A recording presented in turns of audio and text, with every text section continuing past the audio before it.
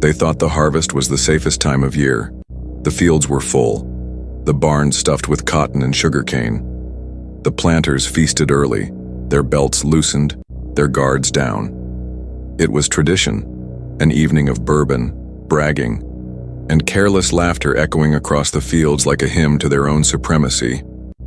But on October 3rd, 1847, that tradition was severed. Literally.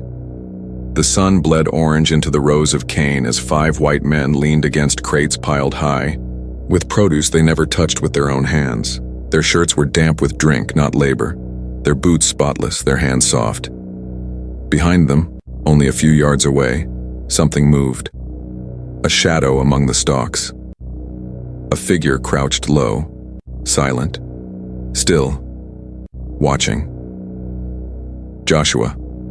A man they didn't even bother to call by name most days.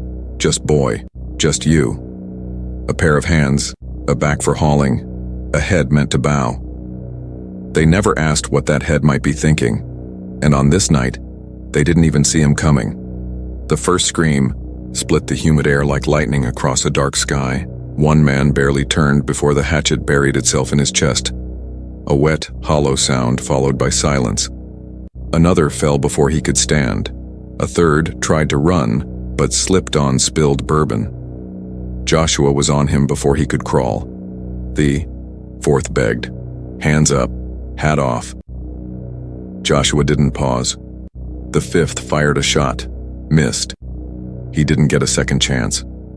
By the time the moon rose, the ground was soaked, limbs twisted, faces frozen in agony and disbelief. Flies already circled. Blood ran into the roots of the cane they'd been praising moments earlier. Imagine walking through that field. Imagine the smell of sugarcane mixing with the iron tang of blood. Imagine the quiet, not peace, but shock. And in the center of it all stood Joshua. Chest heaving, eyes unblinking, blood soaked through his shirt and dripping from his fingertips. But his hands didn't tremble. Not once. The hatchet, stained and chipped, hung by his side. The same tool he'd been given to clear brush. The same one he'd sharpened in silence for months. He didn't speak, didn't cry, didn't run. He just stood there, still, alive, and finally, seen. This wasn't a drunken outburst, it wasn't madness, it was precision. Rage, yes, but not blind, planned, earned, delivered. You can almost hear the crickets going quiet, almost feel the weight in the air shift. Because the field that had always belonged to the planters now belonged to him. And from that night forward, the whispers began. They called him the Butcher, said he vanished into the swamps, said his spirit still walks those fields, blood on his hands, looking for the next name to carve into history. But legends are built on truth, and the truth is simple. 5 men went into the cane field that night thinking themselves untouchable. Only one man walked out, and his name was Joshua. What turned this silent field hand into the most feared name in South Carolina's low country? By morning, the Crenshaw plantation looked untouched. The blood had dried beneath the corn stalks. The bodies, taken away under tarps before the women and children awoke. The house stood tall, whitewashed and proud, as if the soil beneath it hadn't just swallowed 5 of its masters. Breakfast was served promptly at 8. In the dining hall, sunlight spilled through sheer curtains onto porcelain plates. Fresh biscuits steamed beside slices of salted ham. Crystal glasses gleamed with imported orange marmalade. The family prayed before eating, hands folded, heads bowed. No one mentioned the massacre. The house was built on denial, and denial ran deep. 18 feet below that glittering dining table, the slave kitchen pulsed with chaos. Smoke choked the air, fires blazed, and hands moved fast to feed mouths that never thanked them. Joshua had once stood there, hunched over cast iron, scraping scraps into pots too big to lift without pain. He was always silent, always precise, always watching. They mistook that for obedience. They never understood how silence can become a knife. Joshua's world smelled of blood and boiled meat. The walls sweated grease. The air was thick with orders barked in anger and the groans of backs breaking under barrels of molasses. He slept on hay. He drank from the pump. His shirt, the only one he owned, bore a hole the size of a coin from a lash that landed years ago and never fully healed.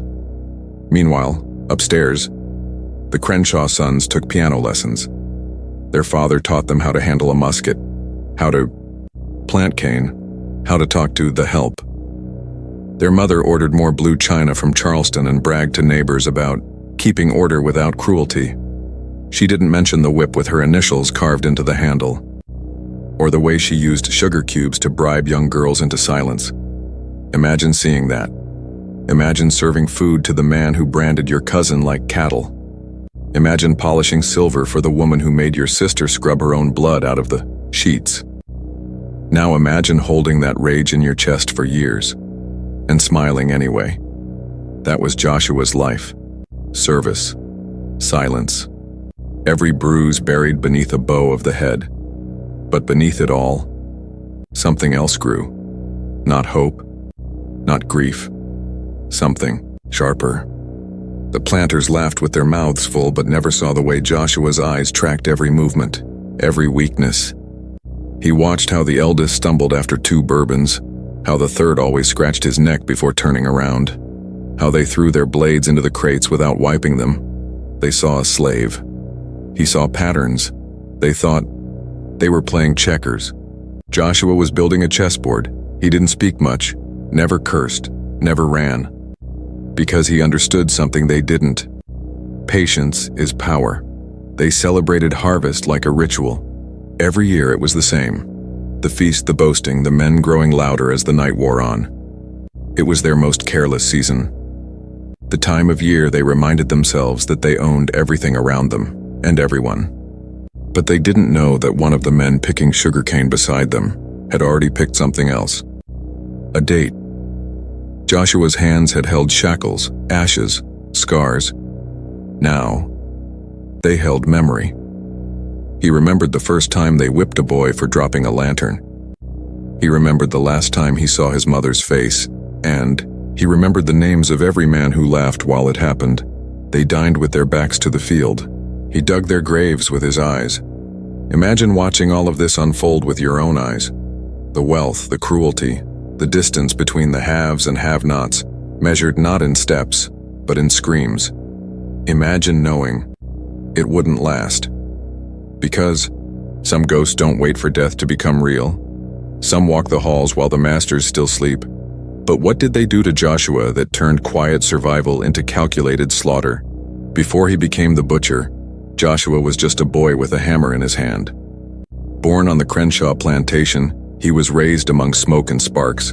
The blacksmith shed was his school, and his father Isaac was his first and only teacher. Isaac could fix a wagon axle with nothing but a nail and prayer. He taught Joshua how to shape metal, how to listen for the pitch of a blade being born. But the most important thing he taught him? Steel remembers what fire made it. Joshua remembered. He remembered the last time he saw his father alive, tied to a post for refusing to kneel after the overseer spat on his wife. They whipped him until his lungs gave out, then made Joshua, just 13, bury him. They didn't give him time to cry. His mother followed not long after. Sickened by the cold, left untreated, her body taken in the night like it never mattered. They gave her clothes to another woman by morning. And still, Joshua remained quiet. He worked, ate what little he was given, sharpened plow blades and reshod horses without complaint. He learned that grief was a luxury. Then came the promise. At 20, Joshua saved young Samuel Crenshaw, the master's nephew, from being crushed beneath a collapsing carriage. The boy's leg was pinned. The horse panicked, but Joshua pulled him out, broke 2 ribs in the process. For the first time, the Crenshaws looked at him with something other than contempt. They called it bravery. They called it loyalty. And Samuel, breathless and shaken, said the words no one had ever dared say to a slave in front of witnesses. We should set him free. The next week, the mistress gave Joshua a Bible with a note tucked inside. Keep faith. Papers coming soon. He didn't sleep that night, didn't tell anyone. Not even Lena. the house girl he sometimes spoke to by the well. Not even Isaiah, the quiet boy who slept beside him in the quarters. He kept it close, read the note every night, imagined what life might look like beyond the fence line. He began collecting scraps of food, bits of coin, even started writing his name on small strips of leather, practicing ownership of something he never had: identity. Weeks passed, then months. No papers came. When he asked, carefully, humbly, the mistress smiled and said, "Oh, you believed that?" And the master laughed, shaking his head. "Can't believe how naive you people are." The Bible disappeared from his cot that same night. 2 days later, Isaiah was whipped in his place for a spilled bucket. His screams lasted longer than the lash did. Joshua said nothing, but inside, something buckled, something long held together by obedience and silence, snapped. Imagine holding hope like a glowing coal in your hands, only for the very people who lit it to spit it out and grind it under their heels. That wasn't just betrayal. It was annihilation, the kind that rewires the soul. After that, Joshua no longer smiled at guests, no longer prayed at night. He stopped responding to his name unless barked at. But in the blacksmith shed, he worked differently, longer, slower, sharpening more than tools, testing grip strength, weighing steel. He began carving marks into the beams, not letters. Numbers, 5, and 1 by 1.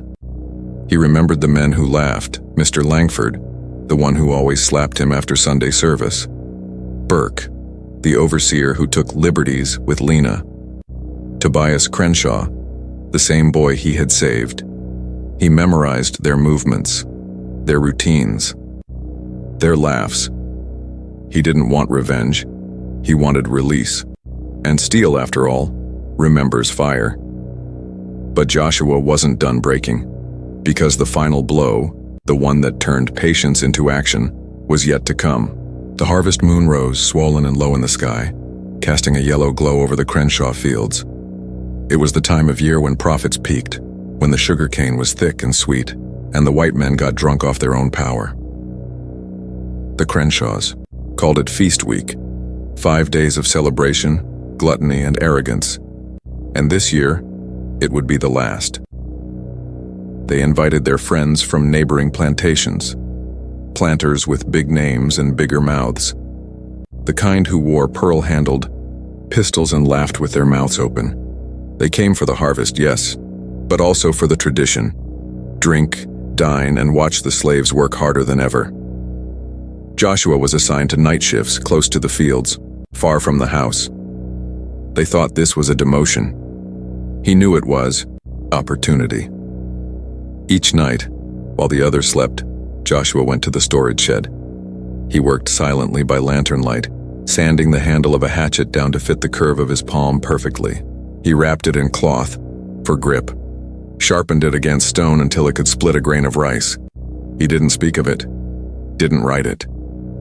But in his mind, the plan was already set. Meanwhile, the whispers in the quarters grew louder. Lena had been gone 2 nights. When she returned, her eyes were swollen. Her arm bore fresh bruises. The others didn't ask, but they knew. And Joshua, he didn't need to ask. He waited for her near the well. She didn't cry. She just whispered, "He said I was a gift, like a pie." Joshua stared at the water, didn't blink. Later that night, he sat outside the smokehouse with his blade and watched the moon move across the sky. He wasn't thinking of escape anymore. He was thinking of correction. Imagine it, a world where a young girl is handed over, like a dessert plate, and no one will ever be punished. Not the master, not the guest, not the brother who held the door open. What would you do? If that was your world, what would it take to stop being afraid of death? For Joshua, the answer came quietly, not in the form of rage, but resolve. He memorized the placement of the crates, counted how many men drank too heavily and stepped away from the fire to relieve themselves. He watched their feet, how unsteady they got after just 2 rounds of whiskey. He took inventory. 5 planters, 4 slaves working the tables, 3 rifles locked inside the main house, 2 bloodhounds chained near the barn. 1 blade, that's all he needed. No accomplices, no witnesses, no confession. The overseer made a joke that night about Joshua's silence. Bet he doesn't even remember how to speak. He laughed. Joshua turned to him, slow, and said 5 words. "You'll be quiet before I am." The laughter stopped. The overseer stared, then he walked away muttering, "Uppity dog." But the damage was done. Joshua had spoken, and that meant something had already cracked. By the 4th night of feast week, the men were drunk, the moon was high, and the sugarcane swayed like it was whispering secrets. That's when Joshua placed the hatchet beneath the loose floorboard, behind the tool shed. He covered it with hay. Tight. Secure. Tomorrow would be harvest day, and it would end in red. The sun would rise on tradition, but it would set on reckoning. And by nightfall, the field would remember. It began with a missing cup. The men had been drinking since late afternoon, seated in a circle of rocking chairs just beyond the crates of sugarcane. Bourbon poured like water. Their voices slurred into one another as they bragged about yields, profits, and punishments they'd handed down like trophies. Joshua moved among them like smoke, quiet, unnoticed. They didn't see the way his eyes scanned the field, didn't notice that his hands, usually calloused and trembling from work, were still. One of the planters got up, muttering about needing to relieve himself. That was the moment. Joshua stepped, behind the shed, knelt, lifted the floorboard, and drew out the hatchet. It glinted once under the moonlight, then disappeared into the shadows. The first man didn't even scream. A dull thump, the sound of bones splitting clean through. His body folded forward into the cane, steam rising from his open throat. The second turned just in time to catch the blur of motion. A swing, a crunch, blood across his cheek, not his own. He stumbled back, crying out, alerting the others. But they were slow, heavy with drink, confused by the darkness. Joshua moved like thunder. One reached for his pistol. Too late. Joshua struck low, slicing into his knee, then brought the blade down on his neck before he could fall. The 4th planter bolted, screaming. He made it 10 feet before Joshua tackled him into the dirt and buried the blade into his chest once, twice again, until the man stopped shaking. The last one? He begged, hands raised, tears streaming. "Please, please, I've got daughters." Joshua said nothing, just stood over him, breathing heavy, the blade dripping. Then, one swing. Clean. Final. Silence. Only the wind moved now. The cane rustled. Somewhere a whippoorwill called out into the night. And in the center of it all, Joshua, his shirt drenched in blood, his breath ragged, but his eyes calm. The same man who had once scrubbed floors with hands that trembled now stood over 5 corpses with hands as steady as stone. He didn't shake. He didn't cry. He didn't run. Because this wasn't a moment of panic. This was intention. You can almost hear the blood dripping from the hatchet into the dirt. You can almost feel the weight of it all pressing down on the land, like the earth itself was trying to hold its breath. One by one, the other slaves arrived, drawn by the screams that had long since faded. They stood still, stared, said nothing. One man dropped to his knees. Another whispered, "Lord, have mercy." But Joshua? He didn't look at them. He looked at the house, still lit, still humming with laughter and music, still untouched by the storm that had just broken open behind the barn. He didn't go toward it, didn't raise the blade again. He simply turned and walked into the stalks, into the dark, gone. Imagine standing there, watching the blood of 5 white men soaking into the same dirt your father had been buried beneath. Imagine watching a man do what no one had ever dared and not run, not protest, not plead, just act. They called it savagery. The newspapers called it a frenzy. But those who lived on that land, they knew better. It wasn't frenzy. It was release. But what happened to Joshua after the slaughter? Was he hunted, captured, or did the legend grow because no one ever saw him again? By sunrise, the Crenshaw plantation was silent. The bodies were discovered just after dawn. Limbs twisted, shirts soaked, eyes frozen in terror. The hatchet was left behind, sunk in the ribcage of the last man Joshua killed, its handle split, slightly from the force of the final blow. Blood had pooled so deep beneath the crates that the sugarcane turned black where it touched the earth. Within hours, the militia was called. Dogs released, guns loaded. White men on horseback tore through the marshes, searching for what they believed was a madman, a demon in human skin. But Joshua was gone. No tracks, no torn cloth, no trail of blood, just absence. Some say he drowned in the river trying to cross. Others claimed he'd run north, protected by a network of abolitionists. A few whispered that he'd disappeared into the swamps, barefoot, breathless, but alive. There was never any proof. Only the fear. The Crenshaws shuttered their windows. Their reputation collapsed. Business partners withdrew. Neighbors whispered that they had let it happen. Too soft on their slaves, too indulgent. Within 2 years, the Crenshaw name was gone from land records. And Joshua's name?